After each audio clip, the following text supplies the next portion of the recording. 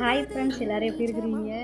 என்னோடய மொட்டை வீடியோ வந்து ஃபுல் வீடியோ அப்லோட் பண்ண சொல்கிறீங்க. அவ்வளோதையும் ஃப்ரெண்ட்ஸ், வீடியோவே நான் ரொம்ப எடுக்கலை. என்னோடய தங்கச்சிங்கதையும் கொஞ்சம் கொஞ்சம் அப்போக்கு எப்போ மட்டும் எடுத்து வச்சுருந்தாங்க. இது நான் தான் மொட்டை எடுக்க உட்காந்தாச்சு. நல்லா ஃபஸ்ட்டு வந்து தலையில் ஃபுல்லாக தண்ணி ஊற்றி ஊற வச்சுட்டாங்க தலையை.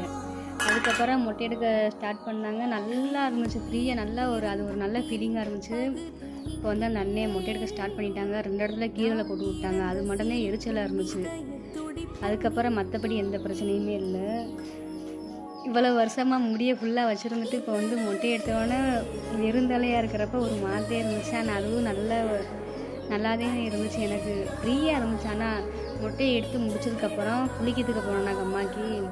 போயிட்டு தலையெல்லாம் குளிச்சுட்டு அதுக்கப்புறம் லைட்டாக சேலையை வச்சு தலையை தடவுன்னு எதுவும் பூச்சி ஊறுற மாதிரி அந்த மொட்டை எடுத்ததுக்கு அதுக்கும் டக்குன்னு பட்டோன்னு எனக்கே ரொம்ப ஸ்டிக்கனாயிருச்சு.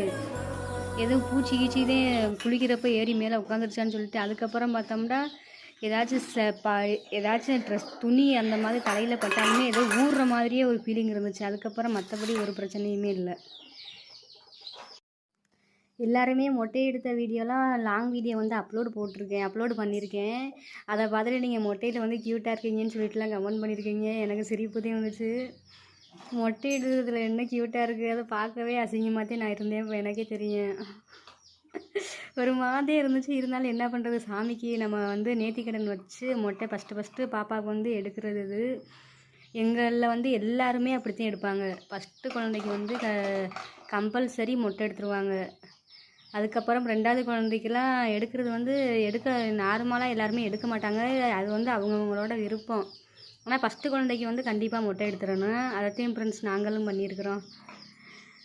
அதுக்கப்புறம் ஹைரு வந்து எங்கள் கூட நல்லா ஜாலியாக இருந்தேன். நானும் மொட்டை எடுத்தவனதுக்கப்புறம் வரமாட்டாளோன்னு சொல்லிட்டு நினச்சேன். சரி என்னை பார்த்துட்டு ஃபஸ்ட் தடவை இது அழுவா, அதுக்கப்புறம் வந்துடுவான்னு நினச்சேன். ஆனால் என்கிட்ட இருந்துட்டு யாருக்கிட்டையும் போக மாட்டேங்கிட்டா.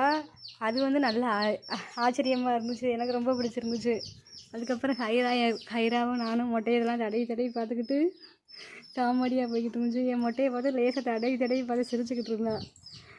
அவ்வளோதையும் ஃப்ரெண்ட்ஸ் இந்த வீடியோ.